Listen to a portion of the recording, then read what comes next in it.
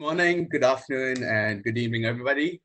This is Iman Kareem calling in from Perth head office. Could everyone just chat in the chat box to say that you can actually hear me properly? Just send me a message on that, please. Yep, okay, sounds good. Yeah, great. So yeah, thank you for all joining us. Thank you for joining us today, especially during this crazy period.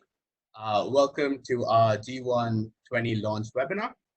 Again, my name is Iman Kareem, and I'm the Business Development Manager for the APAC region. Before we start, here are some housekeeping rules. Could we please make sure that your microphones are on mute? You may unmute yourself during the question time at the end of the seminar. If you have any questions as we go, please type it in the chat box. And make sure that your questions are written out properly in full sentences so that we can understand. If you feel that a question is not related to the G120, we will skip it. And you can also email us after the webinar if you have any more technical in-depth questions. And we may skip your question if you feel that it will be answered in the following slides. Now I'm just going to introduce the main speakers for today. So we have Stuart German, who's the Business Development Executive for the APAC region, and also Matt, who's the Head of Operations and also Tech Support. So for today's agenda, we'll start off with Stuart, who's going to comment on the coronavirus situation, and we'll also be talking about why we're moving from the G100 device to the G120 device. And then quickly, Matt is going to give us an overview on the technical specifications and the general features of the G120 device. Later on, Stuart will give us an overview on the possible uses and applications for the G120 device. While all this is happening, we'll try to answer all your questions in the chat box. And again, at the end, we'll have a question and answer session. Now, I'll just pass it on to Stuart, who's going to comment on the coronavirus. Hey guys, I hope you can all hear me all right. Iman, can you still hear me? Yeah, I can hear you perfectly. Good. Okay, so that's great. Yeah, guys, thanks for joining us today. It's quite an unusual event in terms of the time and what we're doing at this time. But it's good to get together. I think it's the new age of digital communication forced on us by this virus. But basically, just wanted to welcome you guys to the webinar. We also are not sure entirely who's joining us, but it should be mostly Australia, New Zealand, and the APAC region. But to anyone further afield, thanks for joining us, particularly if it's out of hours. The object today is really to, one, get you more information on the G120, and two, to really start bringing more information to you in the form of digital webinars. We really want to be sharing that out with our system integrators, our resellers, and our enterprise clients. So just a summary on the coronavirus from a Digital Matter perspective. Many of you know me quite well, so you've probably spoken to me already. Perth is the head office for Digital Matter, and we do manufacture our products in South Africa, have done for nearly 20 years. The current supply situation from Digital Matter is pretty good. We've got adequate stocks. We have quite a nice production pipeline lined up. Obviously, those are experiencing some delays in components and boards and so on, but at this stage, somewhere between 6 to 8 weeks is our best guess. And then from a point of view of the pricing, obviously Australia is taking a hit on the US dollar at the moment, so we've got to re-look at our pricing within a week. But we cost in the US dollar side of things, so anyone outside of Australia pretty much will have the same pricing. So from a production point of view, we hope we will keep things going. We have some good plans in place. We see that China's already sort of getting back to business, as you might have noticed. So we're hoping that it'll be business as usual. We just all have to get used to doing it remotely, I guess, and from home. So apologies if you hear kids shouting in the background. You know how it goes. Let's just talk G120 right off. why did we do it? So a lot of you will be familiar with the G100. The G100 was a product that was literally launched almost 4 years ago to the day, would you believe it? It's about when I joined Digital Matter. And it was quite pioneering because it really offered up the Iridium capability, as well as a few more inputs and outputs over and above what we had before, which was the G60 back in the day. The G100 was a 3G device, and it really opened up that Iridium hybridized market, which in Australia and to some extent, like New Zealand, is very popular because you've got vehicles going in and out of coverage, and there's lots of health and safety compliance regulations. So, yeah. Could I just confirm everyone's got their mics on mute? I've got someone with a bit of feedback coming in, if you don't mind. Just confirm you're all on mute. And then the reason we got the G120 up and running is we obviously wanted to move to a 4G product. A lot of you would have been selling the G100 in that sort of more civil construction space where you needed more than just 2 inputs, maybe 4 inputs. And there was the whole RS-232 play on the device, and Matt will go into more detail on the features. But what we wanted to do is get it into the 4G space because of the obvious close down at 3G in the coming years. We've got the Cat-M1 module in there, which is great. So it's, it's lower cost module, so we can manage the cost of the device to you. And we've also got some other exciting bits and pieces like the Bluetooth, which allows all the asset tagging. And we've got the WeGAN reader, which means that driver ID applications now can be sort of, what's the word, almost anonymous. We can put any driver ID onto the device, including proprietary tags that are already within your client or within your organization. So that's quite exciting.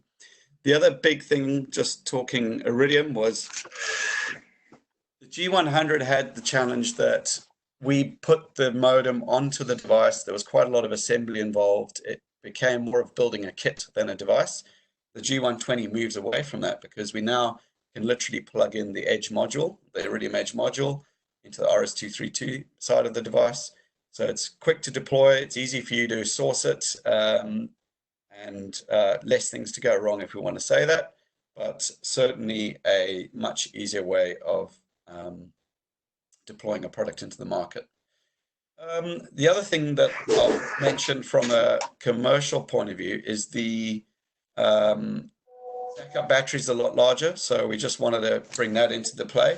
So from a sort of commercial point of view, it's got a lot more going on with it. It's up to date, it's future-proofed.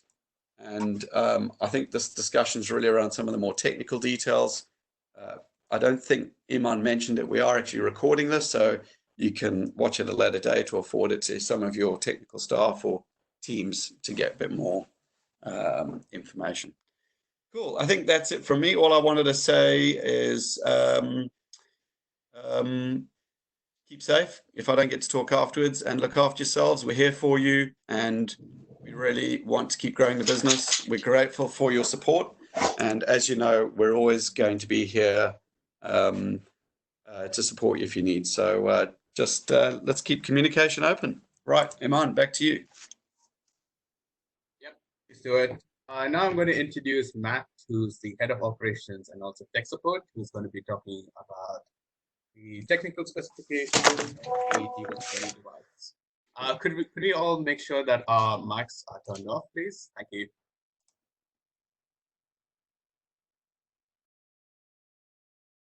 Okay, yeah, hi everyone.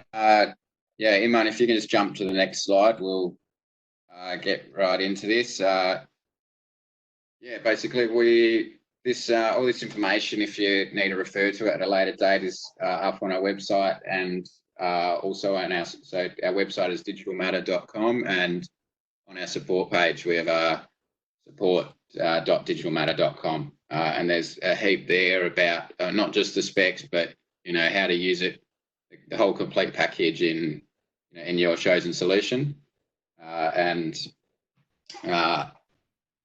how to set it up, how to go end to end, even in integration sort of documentation, that kind of stuff. So I'll just run through some of the tech specs. Obviously, we'll go into some of the other bits of detail just as we get to them in the application section, because some of these tech specs are probably best explained in terms of what we do with them. But yeah, we'll get going with this. So the key features we've got 24/7 vehicle location, which is that's quite self-explanatory. That's it's a GPS tracking device. It tells you where you are at all times. One of the key features of this device, which you might want to choose it rather than some of our other products, is just the massive 24-wire harness. So that means we have multiple inputs outputs. So there's an ignition input and 6 digital inputs.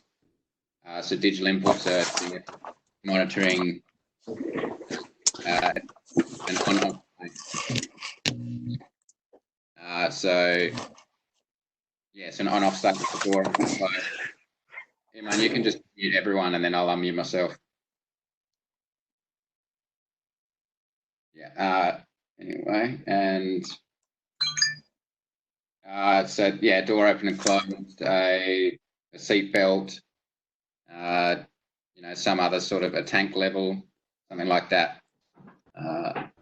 Okay, and going on, an analog input is also useful to have. There's plenty of sensors that will that will output, say 5 volts when your tank's half full and 6 volts when you're completely full, and that requires no integration. Just hook that straight up and you're off and running. One of the key features is also the WeGand of the driver ID. So just running through these quickly, the RFID reader is, if you've seen our DART reader, that plugs straight into that little black section on the harness there that you can see in the picture. So that's a plug and play solution. We have that ready to go. We have the fobs. So you can be doing your driver ID straight away. iButton is similar. It's just a lower cost version. You just have to connect a couple of wires together rather than the plug-in harness.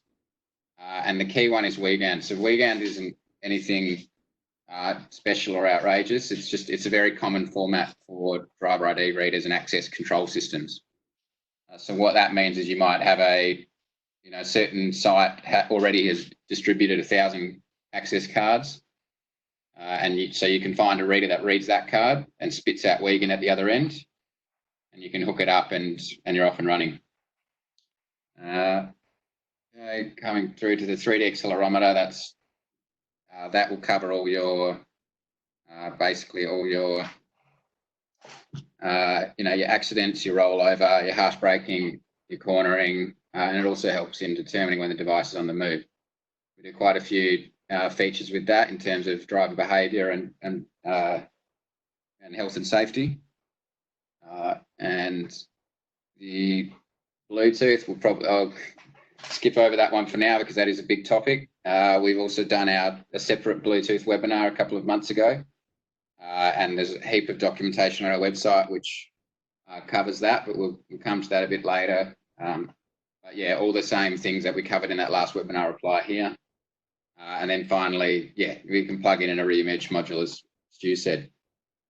So just jumping on to the next one, please, Iman. So again, I'll just point out a few other things I haven't really covered so far. Would be, the backup battery. If you get a power disconnect, you're still going to be running for quite some time. In terms of the power, it's 8 to 45 volts with a self-resetting fuse. Like, it's proper automotive spec. You can install it in some pretty rough environments and it's going to stand up to the job. Flash memory, again, that's as with all our cellular products. If you're out of coverage, you're not going to lose any data. Even though you are, there is the Iridium option, it doesn't send every single piece of data. So you'll get, in less frequent updates, and then you get the whole data set with every single input and output when you come back into coverage. With our new modem design, we're using the U-Block SARA modem, and that comes in a 2G or 4G version. So 4G is obviously the one for APAC, but if you have 2G, an area with 2G, which are still quite a number of areas around the world which will have 2G for some time, that's the other same product, just with a 2G modem. Okay, can we just jump on, please, Iman?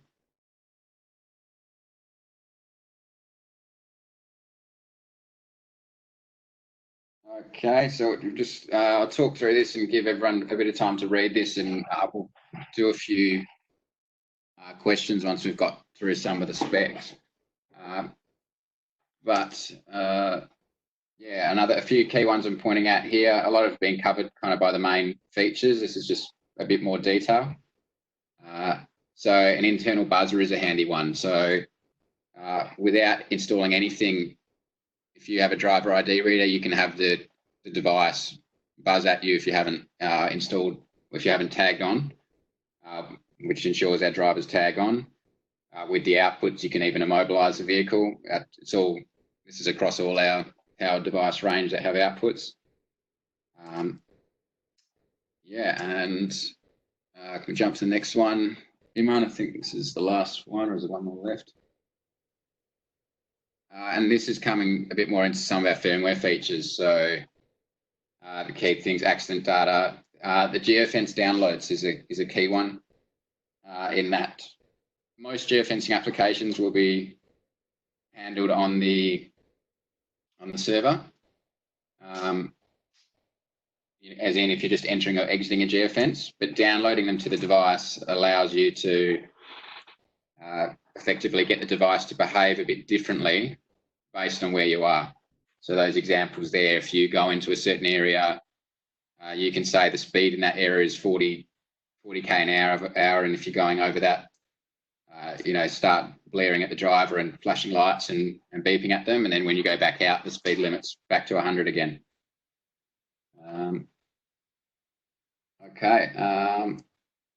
And again, all the accident rollover that I've mentioned before, there's plenty of information about that.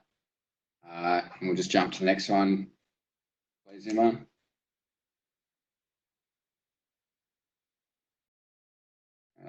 Okay. So let's see, I'll just have a bit of a check at the chat for any of the questions. So we've had one come in about how many separate driver IDs can be held on the G120 driver list. Not too sure about that offhand, but we'll answer that in the email following the webinar. Okay. Okay. What shape are the geofences? So yeah, they're polygons. So you can just draw your points in there. They store up to about, I think it's about 100 points per geofence. Ideally, you keep them a bit simpler than that. Okay. Is there any more come through, Emma, or is that about it?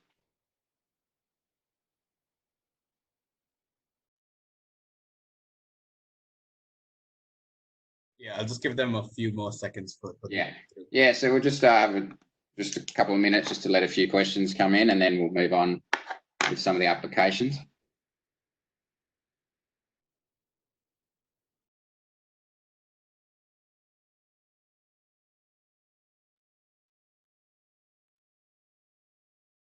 And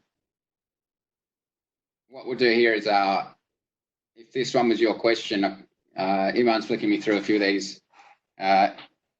these questions, given we're all a bit spaced out, and all working from home, I can't see everyone as they come in. So if this is your question, once I've answered it, do you just want to just unmute yourself briefly and just confirm whether that answers your question, or if there's any more details you'd like me to go through. So we've had one come in, does driver validation need to be present on the device first? From Harry. And yeah, Harry, that is correct. We don't so you set your driver list up on Telematics Guru, our software platform, and that gets pushed down to the device, and then that allows you to do your list of approved drivers. So you can have it immobilized, or it can stay beeping at them, or there's a lot of configuration options. We have a support article we can link to there. It's much better to be doing this one on the device, because you don't want to be doing cloud validation and you're suddenly out of coverage and you can't start a car. So yeah, does that answer your question, Harry? Thanks. Oh, good. Yeah, cool. All right. Was that all of them there, Iman? No, we just have one more. Okay. How do you manage one trip with multiple drivers? So, George, what do you mean by that? So, sorry, Georgie, what exactly do you mean by that? every time you scan a tag, it will read that and send through a log as a tag scanned. It kind of depends. Are you referring? It's up to kind of the end software platform as to how you deal with that. So, are you using your own platform, or is this Telematics Guru?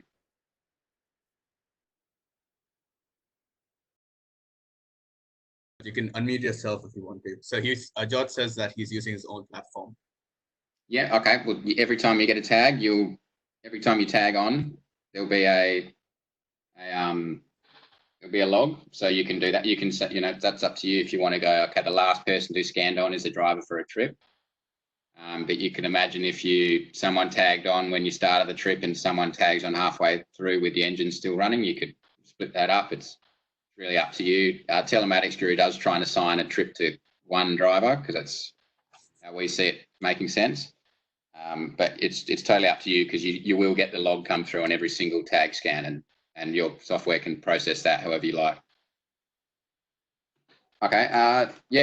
Just fire away if you've got any more. We'll just crack on with driver ID. So we'll just keep this kind of format going where, we'll just break to power through a few of the questions as they come up. But so moving on to driver ID. If you're used to any of our other products, it's effectively the same setup here. The main one definitely is that WeGAN reader, such as it allows you to read HID cards, MyFare cards. Our reader does the 125 kilohertz EM4001 cards, and that's mostly what is involved. Key thing about driver ID is we've put this section first because it kind of feeds into effectively all the other driver behaviour and speed monitoring and everything. You need to know who the driver is in order to be able to infringe people or be sure who's doing what. So I've just seen a couple of people coming through, another couple of questions coming through by Juho. Can we control ignition with the driver ID? Do you mean not be able to, you can't start the vehicle unless you've scanned on with the driver ID?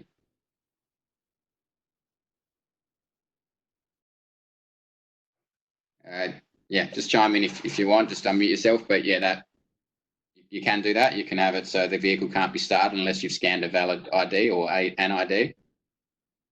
We've got one from Richard. How do you manage your drivers and operators on the device? So Telematics Guru, you set a driver list up there and you can push the list down to the device. It does it automatically. That's and I'm aware that you have your own platform, but currently it's via Telematics Guru. We need to look at opening that up to third-party platforms. But for now, that's just a Telematics Guru feature. Okay, do you want to jump on to the next one, please, Iman?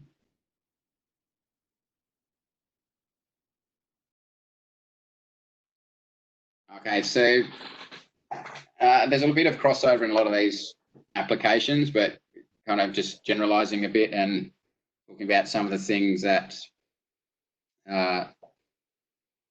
will fit under this category. So the key ones would be what we'd term advanced fleet management is some of the more IVMS sort of type specs where we actually do come quite close to or fit quite a lot of IVMS specs around the place. So key things that they want to be doing in that sort of scenario is, alerts for drivers when they're going down the road and they don't have their seatbelt on. So it's quite easy to set up an input, wire that into the device and set up an alert when the input's, the seatbelt's not closed and driving down the road. You can have things, you can wire up external buzzers and cabin lights and control different things, and you can get lights to flash in certain areas. All our driver behaviour, harsh acceleration, braking and speeding, any of those kind of events happen, A, they're reported on and sent to the server, but B, which is quite important as well, is that they can fire off the buzzer. So not only are you reporting on these events, but you're letting your drivers know very directly when they're driving too rough, so they can adjust their behaviour accordingly. And that also extends to things like driver fatigue monitoring, which is covered in quite a few automotive, in a few IVMS specs, where basically you need the device to start blaring at them up if they've been driving for too long. So that'll beep it and give them an audible warning to say, hey, you need to take a break. And then they can take a break, and the software platform can be reporting on that and sending a list of people who've driven too long, off to the site manager. And then again, just touching back on the geofence downloads, all these kind of buzzing, features and feedback and speed limits and everything can all be done based on location.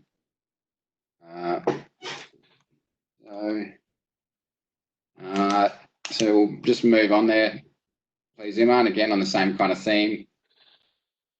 This is driver behaviour monitoring. So on the side there are just some of the reports that come out of Telematics Guru. We can do quite a few advanced things that will help optimize your fleet, such as, so again, harsh braking, harsh cornering, that's usually a requirement due to health and safety, but key ones are you can get idling reports to see who's running their vehicle too long, burning too much fuel. We can do different sorts of reports, like we can do daily coverage maps where you can see if drivers are, if particular delivery drivers are crossing over different areas,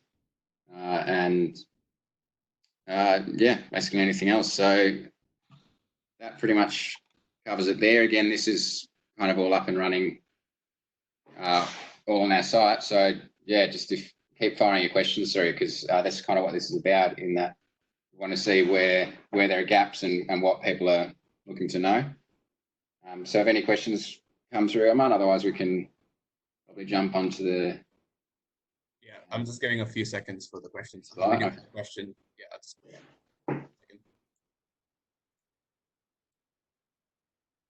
All yours, Matt.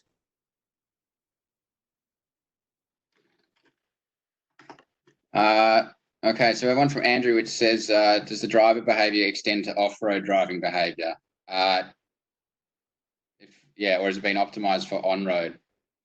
Well, effectively, it's kind of for on-road, in that all it's relying on is an accelerometer in the device detecting, harsh acceleration. So harsh acceleration would be, you're changing your speed too quickly, and driving over corrugated roads can set that off.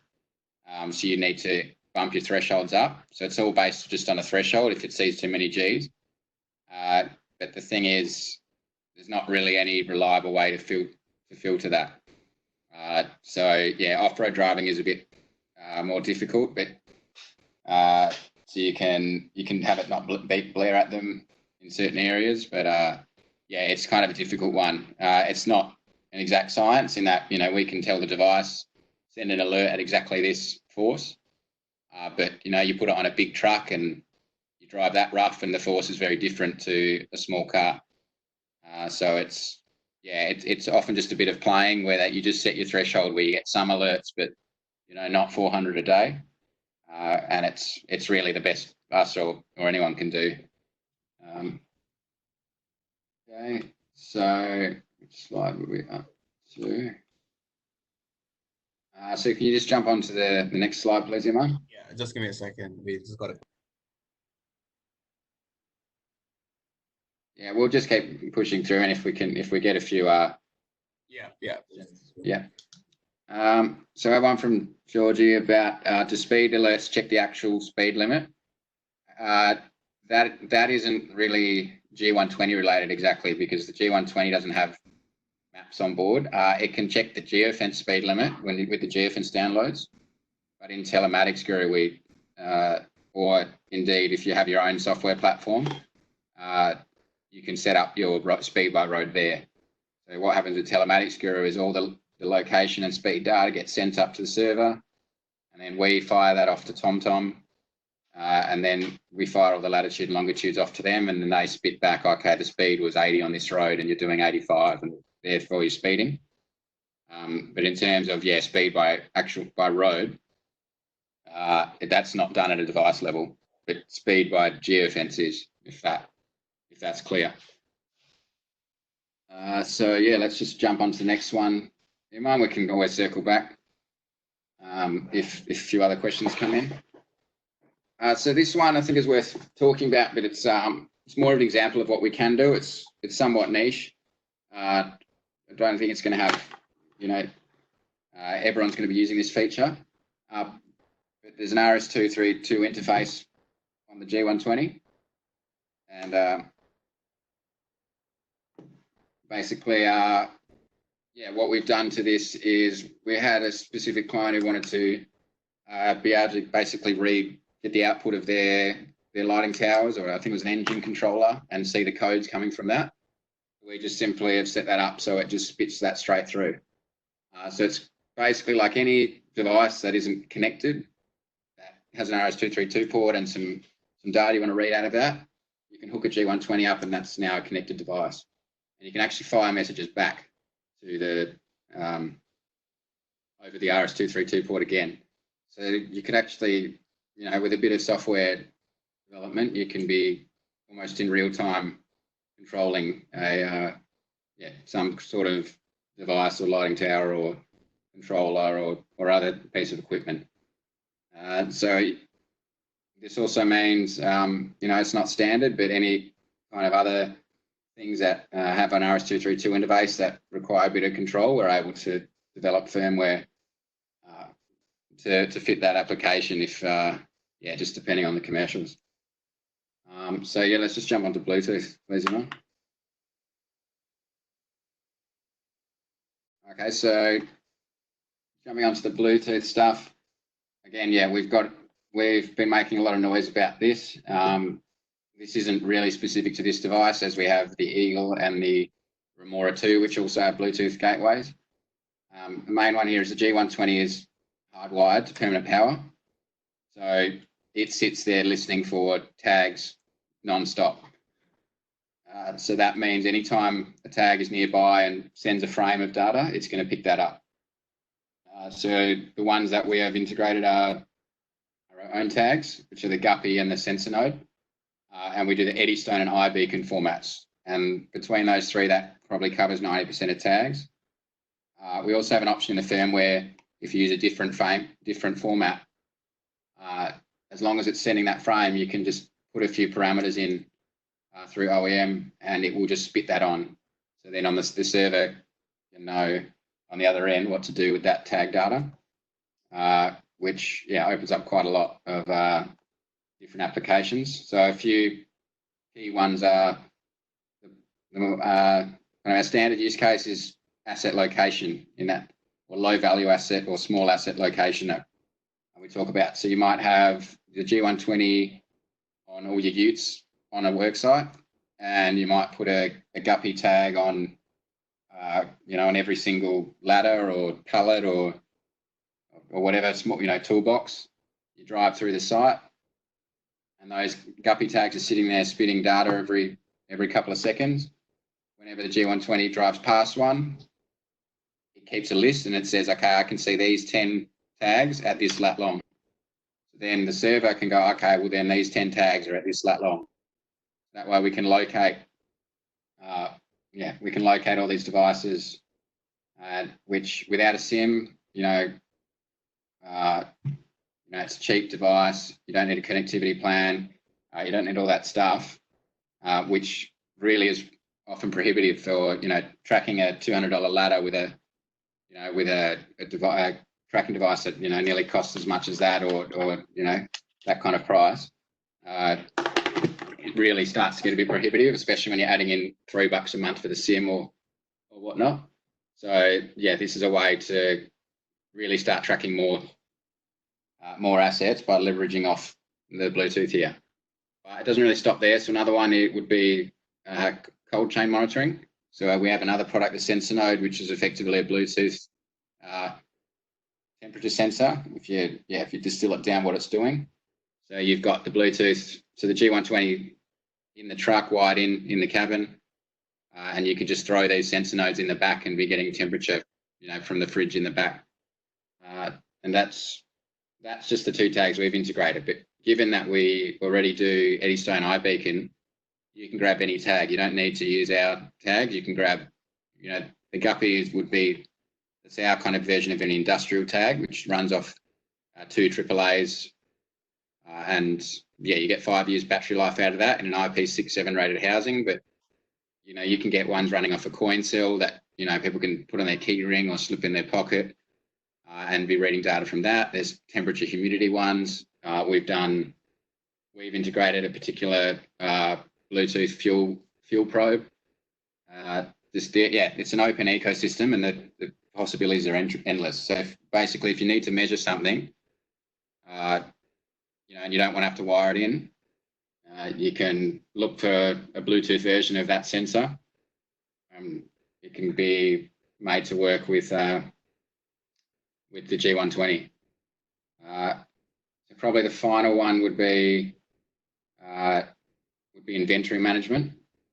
So what I mean by that is you could have a G120, at your depot, wired in, sitting there stationary, and as things come in, they'll send a log to the server saying tag found.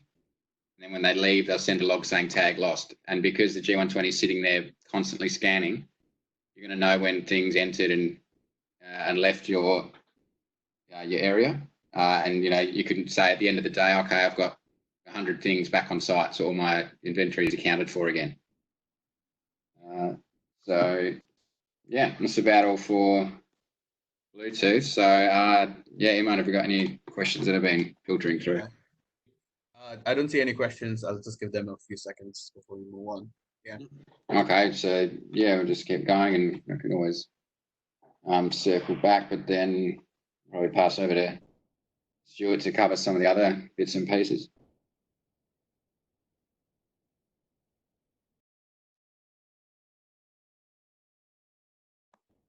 Hey, Stuart, you ready? Yeah, I'm here. Sorry, guys. Got to get used to this whole webinar thing. I forgot I had to do a bit here. So, Matt, that's great. You've really covered a lot of that detail very well. Thanks for that. And I think what is a bit of a challenge for us to the general audience is we're talking, to our clients that have got our platform. We're also talking to majority of people out there who've got their own platforms or system integrators or, niche solution providers to their industry. And there may, in fact, be a couple of enterprise clients who are looking into their own organizations, how they can apply our products. So forgive us if some of it's obvious. We're just trying to cater for everyone. So just moving on, before we go past Bluetooth, I think the real opportunity with the Bluetooth is about finding solutions for your clients or for your own internal needs, where you have a problem, you're trying to find stuff, or you're trying to get some feedback, whether it's a tire pressure monitor or a fuel gauge or some kind of sensor that could do the job for you and get that information back to you and effectively give you sort of an IoT solution. And that's where our Bluetooth Ranger gateways come in. So we're talking the G120. It's a great product for that because it's continuously scanning. So it's ideal, for example, on a golf buggy going up and down a wharf where there's loads of vehicles that have just been delivered and they're trying to find which vehicle to go and move on to the next car carrier. So you've got, Guppy tags or your own proprietary off-the-shelf tags on a vehicle, and you've got a G120 attached to the golf car that's going up and down, getting up-to-date positions of all as near as possible to these assets. It could be on a forklift. It could be on your fleet of trucks, and as they're dropping off their skip bins or picking up the asset or the portable toilet, it's tagging that location. So essentially the Bluetooth is providing an inventory tool, but there's a lot more that it can do. And what we wanted to do is, rather than tying you down to proprietary technology like the RF stuff we used to do, we're saying, okay, Bluetooth, it's open, bring your own tags if you want. If you want our tags, we've got some Guppy tags that last 5 years. They report every 2 seconds. They're IP67 rated, and you can pop them on whatever you want. So the Bluetooth's quite exciting, and I challenge you, particularly at these times where traditional businesses, we know it's going to change over the next 6 months, to look at the client base you've got or the use cases in your own business and ask yourself, how can I solve that problem? I'm not asking you to get rid of the labor element. We don't want to see people lose jobs, but invariably that's where technology takes its place. How can I optimize the situation I'm in, make it more efficient and get me better data, better predictive maintenance, better predictive planning, better utilization of my assets, that sort of thing. So Iman, if you can pop to the next slide, I think it should be, according to the notes I've got here, the applications. Okay. So I'm just going to just very briefly, mindful of the time, just talk about the obvious stuff here for particularly some of our audience are quite new to our business and also are new to our platform. The G120 is an advanced unit over the Dart or the Bolt, which are more just for your day-to-day tracking. It's got a lot of smarts in it. That's what we pride ourselves in. Most of you know us as being fairly bulletproof when it comes to product performance and product reliability. We'd like to think we're the leader in the world in that. We'd like to think we're the leader in the world in online support resources. So I'll just add that now. If you ever have a question, just go to our support page. There's 700 plus documents there that tell you just about everything that we've covered today and our product range, our integration specs, advice on how to integrate them, advice on what configurations to use, and that will really help you get your solutions to an optimal level, particularly if you're on-selling it to a client that you want to really keep adding value. So I really encourage you to use our resource base there. We're very proud of it, and it grows daily. So just applications, obviously everyone wants to know where their asset is. Generally, the list of requirements is long, but as you all know, the end user just really ends up using to know where it is. And obviously the G100 and the G120 does that very well. The fleet management side, just key points that if you're not already selling or you're not already using are things like run hours. People want to know how long stuff's been running for. They want to know what the odometer reading is. That way they can do their service and maintenance scheduling. They can be a bit more proactive around their vehicle replacement strategy. They can use the right vehicle for the right runs in terms of routes and things like that, which we all know is, route optimization. Idling is a big thing, knowing if the vehicle's idling, it's burning fuel, it's wearing down parts, it's, it might be keeping the driver comfortable with air conditioning, but it also has driver fatigue management points to cover. So when we mentioned driver fatigue earlier under IVMS, our limit really is this is how long the ignition's been on, and you can create alerts around it. It doesn't really go to the extent of the compliance of basic fatigue management and advanced fatigue management and set rest for set amount of times. We do have a custom design part of our business, as many of you know, and we can build a lot of these features into our products from a commercial discussion point of view. But a lot of those sort of driver fatigue management things are covered on apps and jobbing systems if you're looking for that. Obviously, with all these devices, speed monitoring driver behavior is key. It's really around protecting your asset and your product and your reputation, but obviously in the human element, it's around personal safety and driver education and modifying driver behavior. We've covered geofence capability. It's a no-brainer in terms of reporting, optimizing. Certainly on Telematics Guru, we're going to be releasing quite soon asset utilization couple of reports. They're very visual. We encourage you with your own platforms to do the same. All of these things can be driven from geofences and really provide very valuable information around what's happening in a particular time, how the assets are being used. So having multiple inputs and onboard geofencing and cloud-based geofencing, you can achieve that. Iman, can you just go to the next page, which should be the tracking of the Iridium, I think. So we've covered the technical side to an extent. I just wanted to cover the use cases and applications. Obviously, the benefit of Iridium is that it's pretty much 24/7 all over the globe. The beauty of the G120 is you can configure it to just do start and end trip positions and maybe 10-minute positions on trip, and those will come up through the Iridium data. That is configurable. It also does the inputs such as, an SOS button or a pendant, something like that you want to come out over Iridium, as well as rollover and accident notification. These are critical things. most of our clients either use our platform and our Iridium-based offering, or you can source your own. Generally, the device gives you the ability to configure the reporting according to your client's needs. If they might just need to know if something goes out of coverage once in a while, and the vehicle doesn't go out of coverage, but they need cover that if it does, they can see it. You can go for quite a low package, like a 3 kilobyte package. And that will give you around about 150 updates a month based on a very small packet of 20 bytes per message. Or, it goes up to 8 kilobytes, 15 kilobytes, or even 30 kilobytes. So if you've got a client, and I've got some examples here, let's talk, forestry, exploration, remote community service providers, remote transport providers, agriculture, marine to a certain extent. All of these sort of contractors that are spending more than 3 to 5 working days out of coverage, they can get a much bigger package. They can still have granular reporting, and there's that element of safety. So that's really what we're trying to get that device to do for you. Other than that, just one point I wanted to bring up. We had that buzzer on board on the G120, and there is firmware in place. I believe, I might need to be corrected, but I'm pretty sure it's there, that you can link a rollover or a Duress button press to a buzzer in the cab or a little light that comes on. And the benefit of that is if you've got a remote worker and there's a false alarm like a corrugated road like we talked earlier, or they press the button by accident, they themselves as a driver will know that the alert's been sent, and they can get out the vehicle and get on their satellite phone if they've got one and contact the monitoring center to say, look, it's a false alarm.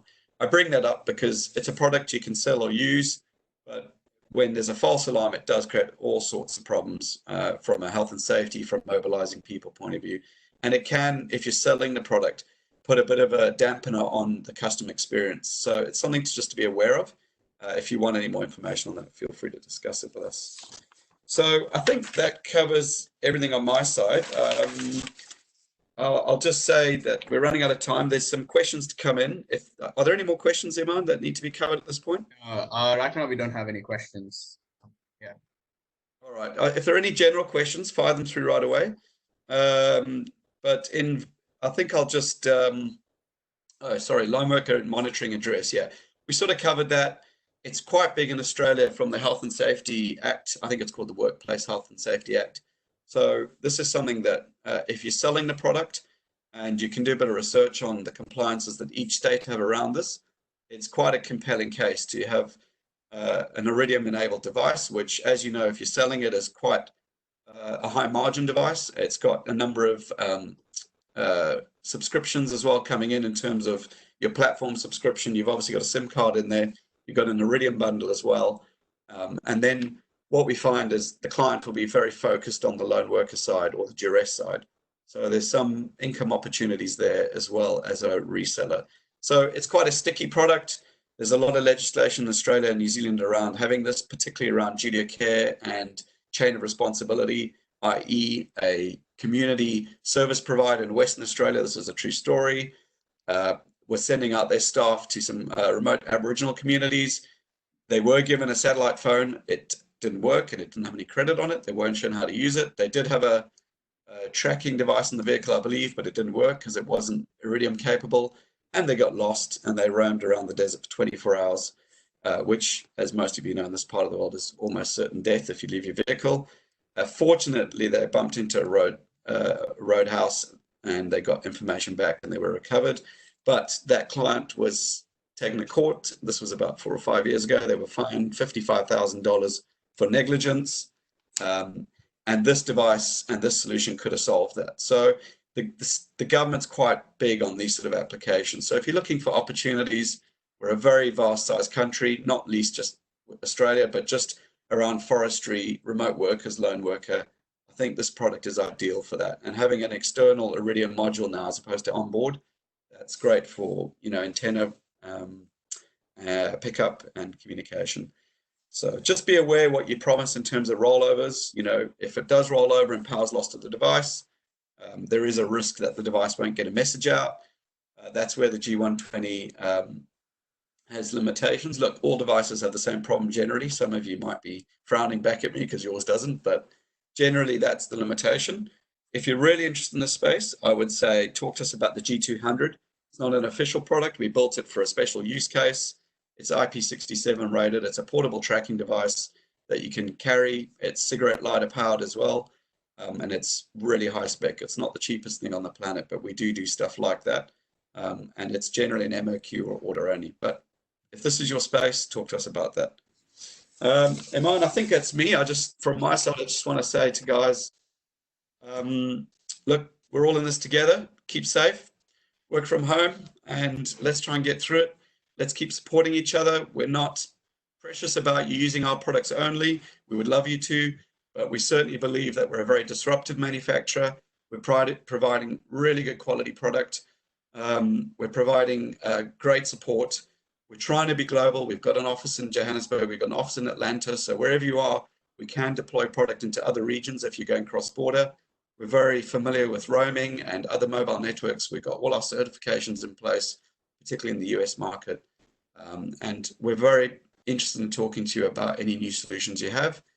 Like everyone, we've only got so much resource. We've got to manage that. We want to ensure that we keep our product pricing down. So if you ever quibble about our pricing, I can tell you there's only cost of materials in there and warranty and a bit of freight. We don't load up any of our overheads in there really based on the scale of the order because we want it to get into the market at a disruptive price. So that's a little bit from me. All the best. And from our side, we hope that you've enjoyed this. And Iman, handing back to you, mate. Thanks, Stu. Yeah, do we have any more questions? Again, reminding you guys that if you have any big questions, you can always email us. We'll also be sending out an email with the frequently asked questions and a recording of this webinar, so you can always come and look back at it. Matt, I believe I've sent you a few questions. Could you answer them right now? Thanks.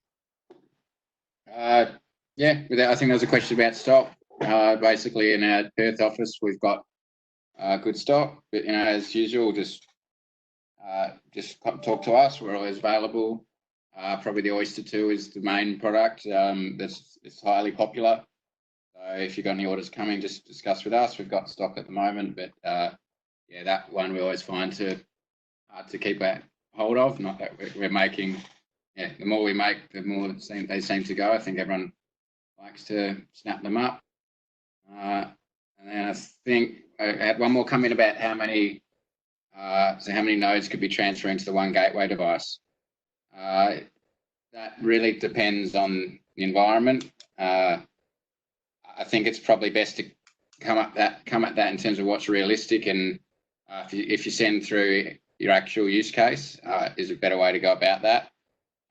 It's somewhere in the region of close to 300 in terms of what the device itself can actually process.